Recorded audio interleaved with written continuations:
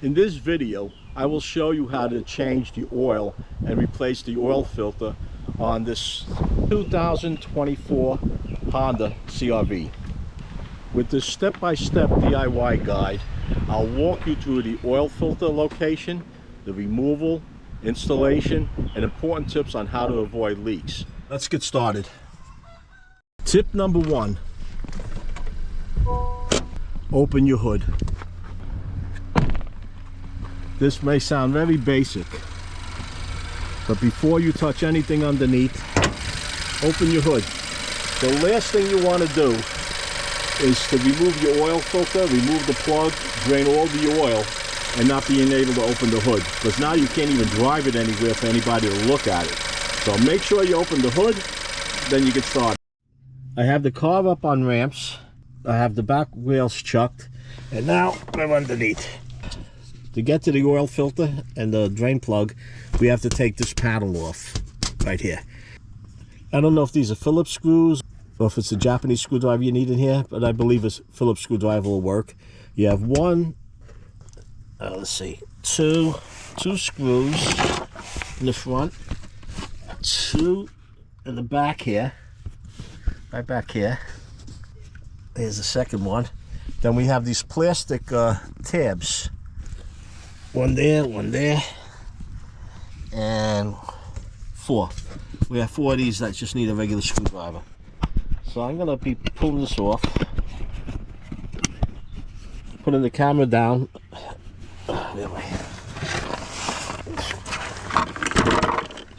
Okay, so I'm just going to use a regular Phillips in here.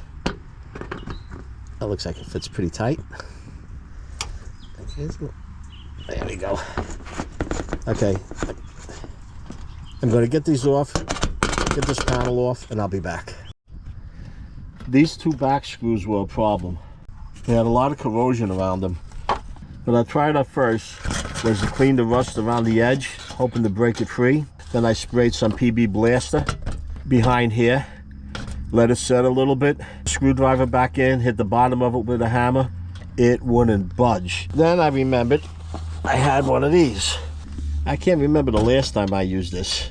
An impact screwdriver. If you don't have one of these, it pays to get one and have a couple of bits for it. Fortunately, the bit I had fit in here and I was able to loosen this up.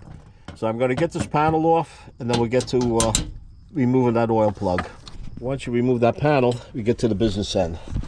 We have the drain plug on the oil pan right here. And then we have the oil filter right there. You want to get yourself a bucket.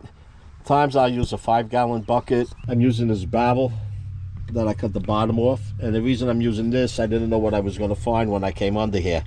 So if you have a situation where the oil's spraying over, having a wider bucket helps out, but I didn't need it this wide.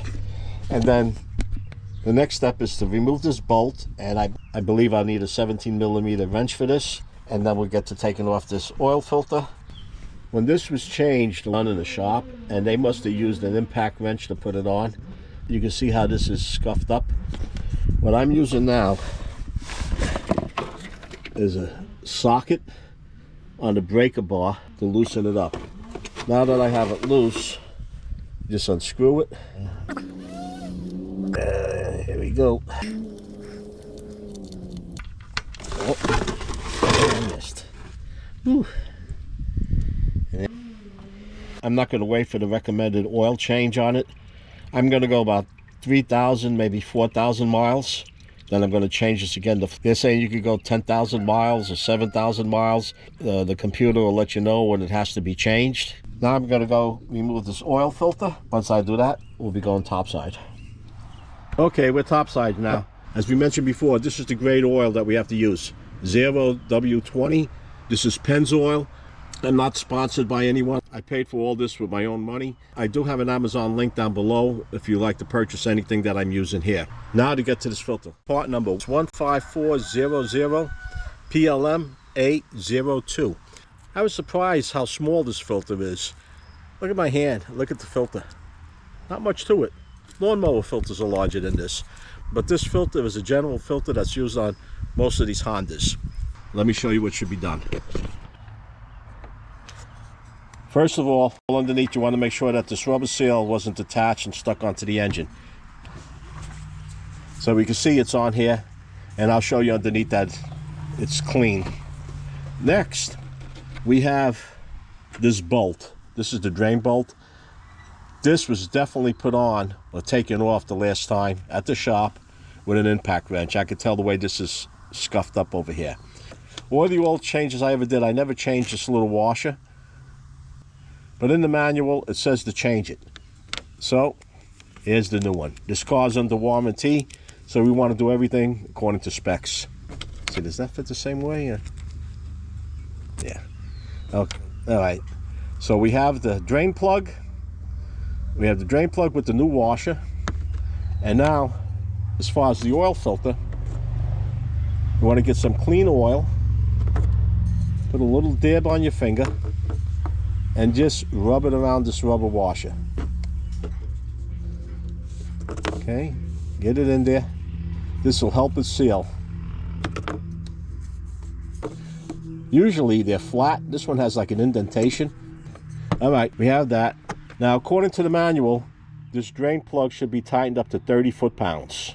Usually I would tighten it to where it feels snug and give it maybe another eighth of a turn, a quarter. But in this case, we use the torque wrench. Let's get underneath now. Before we do that, let me put the cap back on this oil. Guarantee you it would fall without the cap on. All right, back underneath we go.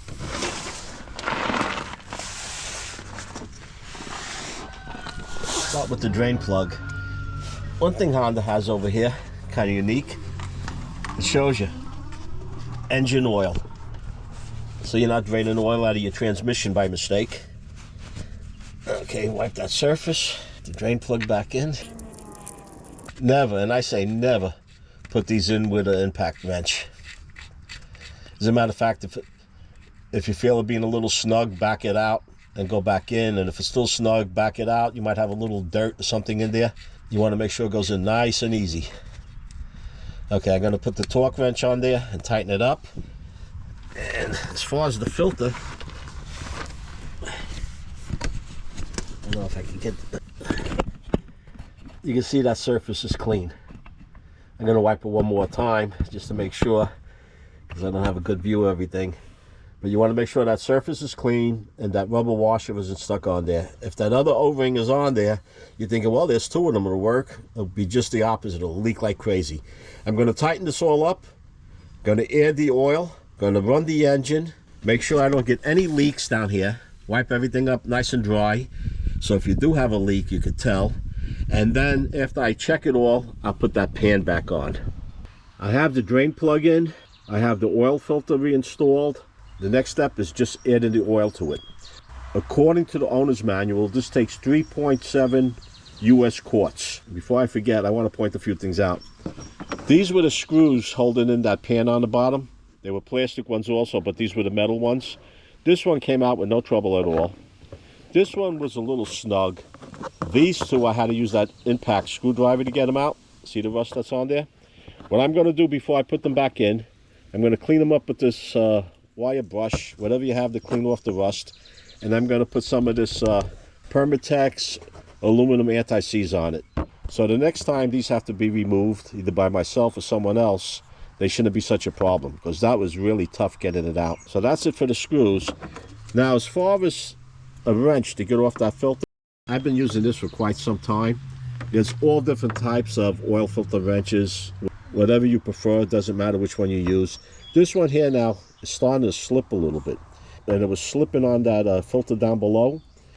If you have something similar to this and it starts slipping, get yourself a little piece of sandpaper. Just scuff it up a little bit. Wipe it with a towel, and it'll work like it's new. That's what I did down below, and it came off without a problem. Now to add the oil. 3.7 quarts.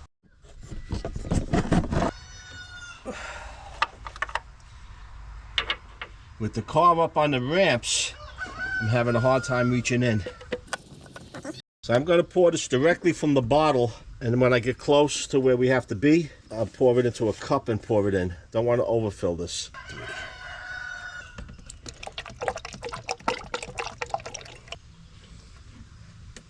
I'm down to 2.5 quarts. So that means 2.5 quarts are in there. The rest of this I'm just going to pour them into a cup and pour into the funnel.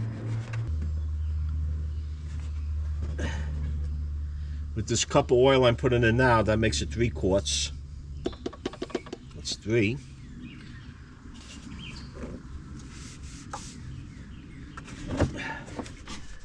This is a 5-quart container. 1.5 would be 3.5 quarts that I have into the engine. Okay, I'm going to put just a smidgen more back in there to bring it a little bit below 1.5, and that'll give me the 3 point something. Once I add this little extra oil in there, I'm going to put the cap back on. I'm going to start the engine. I'll let the engine cool off. I'll go back under. I'll give the oil pan a visual check, and I'll put that cover back on. If you don't have any use for this oil, any AutoZone, O'Reilly's, Advanced Auto, any place that sells oil will take this oil. Don't dump it into the sewer. Don't dump it on the ground. Take it to one of these shops. More than happy to take it from you at no charge. Oh, a couple other things I want to point out. When you're taking this oil filter off, after you drain the oil pan, I've seen some guys where they punch a hole in here. The oil come out in a straight stream, not to have it spray all over. You could do that, but for the little bit of oil that's in there, it's easy enough to catch. And if you have room, a 5-gallon bucket really works well under there. But I'll have a link on the bottom where if you want to purchase a regular oil pan. Another thing, I have some of my friends that say, well, if the oil filter isn't horizontal and it's vertical, you should fill it with oil when you reinstall it. Bottom line is, unless you're jumping into the car and starting it right up, all this oil is dripping into that oil filter. I guess it wouldn't hurt if you did it, but personally I don't see a need for that. Keep in mind, regular oil and filter changes help protect your engine, whether it's a Honda or any car you have, and it also helps fuel economy, and it's one of the least expensive maintenance projects you can do. And as you can see, it's not all that difficult unless you have some rust underneath. Something you can do yourself. You save a few dollars, you don't save all that much, but it gives you the satisfaction of you did it yourself. Well, that's a wrap. If this video helps you or you just enjoyed it and would like to help in return, please like, comment, and share it.